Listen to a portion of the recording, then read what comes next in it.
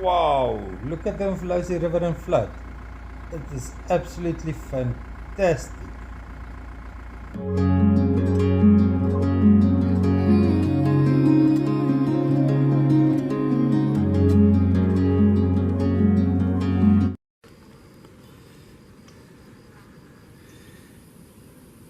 Good morning. Yes, it's Petrus and Pardet. Yes, there she is with your morning beach walk. Now this is a water level update, and to give you a feedback about what I've heard on the Minister's inquiry into the opening of the estuary mouth on the 4th of January 2021. Now let's get onto the beach. What I've learned in the last 3 months: if you want to be free, you have to be independent.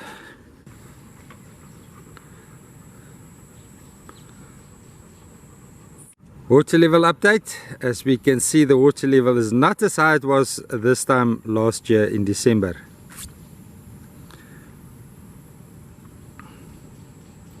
We now have a true freshwater pond here, with lilies and frogs and mosquitoes and everything. The mangroves are really dying. This one is dead, it's gone. I don't think if we open the estuary tomorrow it will survive. Remember last year the crop was lying here waiting for me and Pardet. Was it the beginning of this year? Was it the beginning of this year? Anyway, now it's too shallow. Pardet can walk there, drink water. It's all silted up.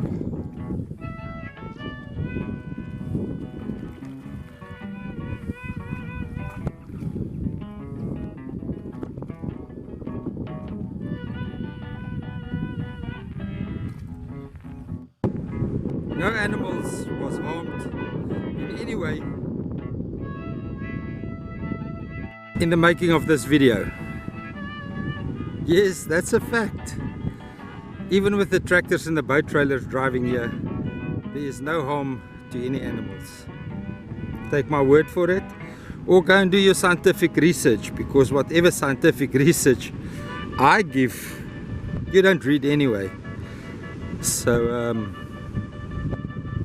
and I'm not talking to my staunch supporters that trust me to do the scientific research, or that are now supporters because they did their own scientific research on the ResearchGate and other reliable scientific resources to find out that beach driving does between 0 and 6% harm to nature. Some beautiful gullies opened up here for fishing. But sadly, the only fish that comes out is the fish that spawn on sandbanks and in gullies like this. So that would be mainly your wave garrick and shad. Although shad does much better in the open estuary. Now this is important information, since Dr. Alan Whitfield has confirmed that more than 50% of the South African fish population, not the St. Lucia estuary fish population, the South African fish population is dependent on a healthy functioning St. Lucia estuary system. Thank you, Dr. Allen. We much appreciate your truth in this matter.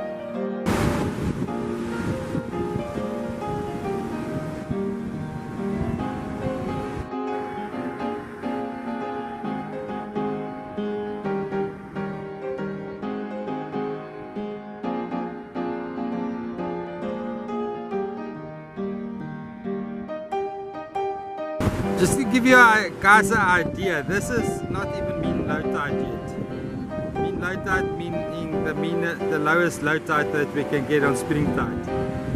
Look at the gradient of this dune. I guess it's about 2.7 meters. Now that is about the 2.5 meter mark at the current low tide, and we still got another 500 millimeter rise there. Now this dam wall was planned by the Global Environmental Fund and executed. The management plan was executed in 2012, and it came to a completion in 2017. Sorry, I see some hippos there. Anyway, a couple of white-faced whistling ducks enjoying the spoils of the closed estuary. Pardet, kom weg by daai riete. Die krokodille gaan jou vang. Back to the hippos.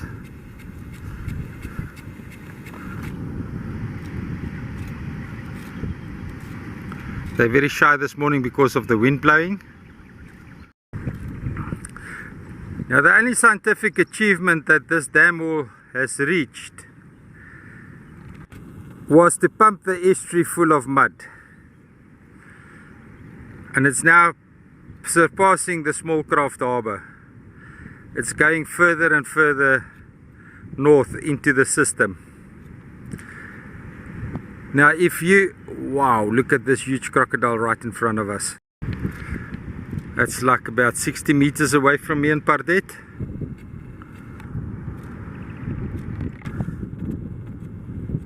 Now if you don't want dune mining to happen, then we must get rid of this sediment very, very quickly, because this deposits is gonna spark the mining industry.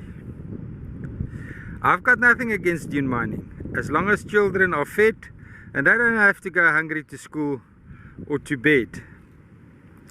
I'm quite happy. But you guys that want to manipulate the system and force it to keep closed and doesn't want to help it functioning naturally by mechanical intervention, you guys are preparing the whole dune mining. You are creating a sustainable dune mining water reservoir.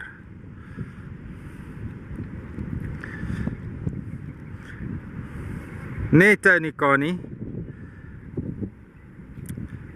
See, the locals know a little bit more about the environment than the Macquarie queries.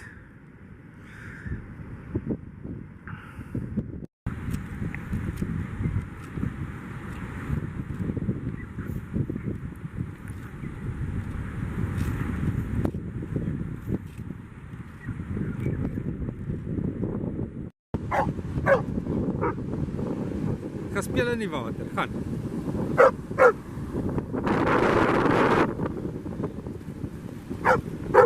Check this out, mudskippers and crabs together. It looks like the crabs is trying to feed on the mudskippers.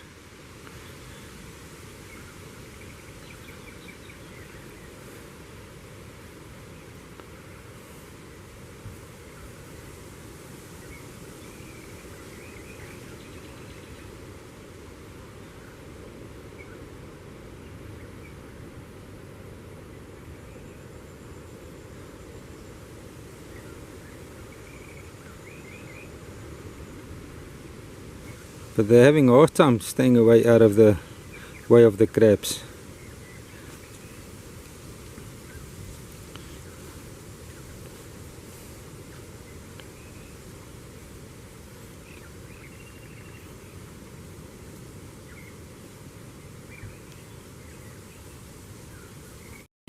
What a beautiful water lily flower here at the boardwalk over the low water bridge, or the tidal channel, or whatever we want to call it.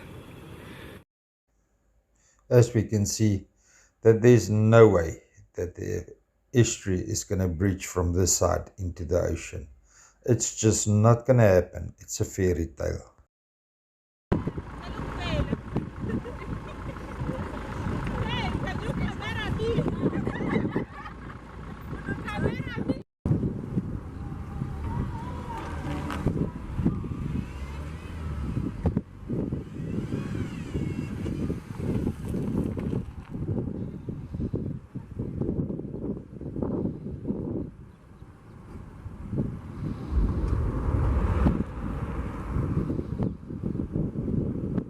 Now, ladies and gentlemen, I didn't start the YouTube channel to become a celebrity.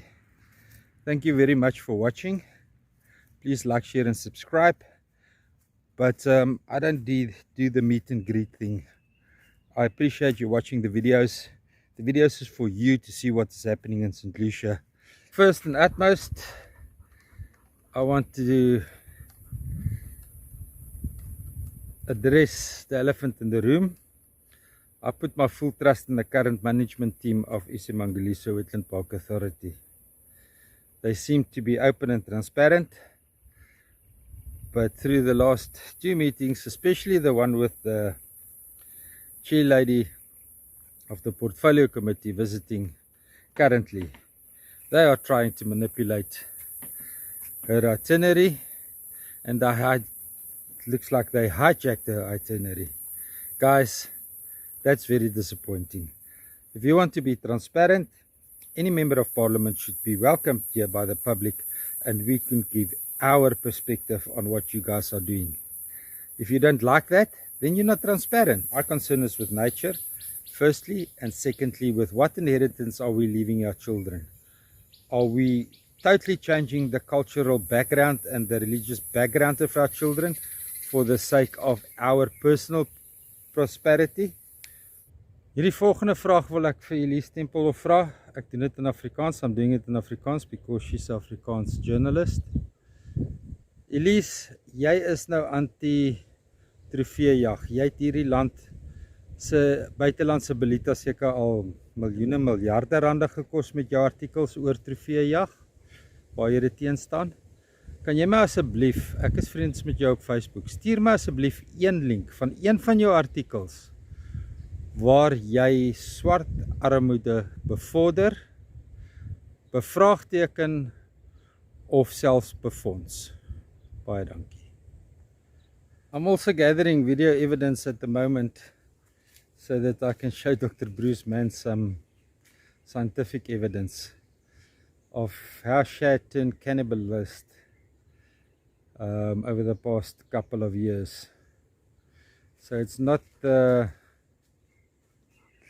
Chatsworth and Verulam and those places that has got an impact on our shad population. It's because of the closed estuary, shads has evolved to cannibalism.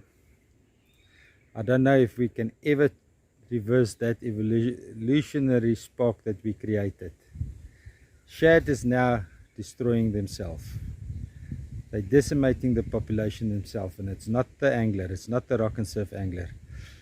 Dr. Mann, if you want pointers so that I can point you in the right direction where you can find your scientific evidence, you'll find it right here on this YouTube channel. Please like, share and subscribe.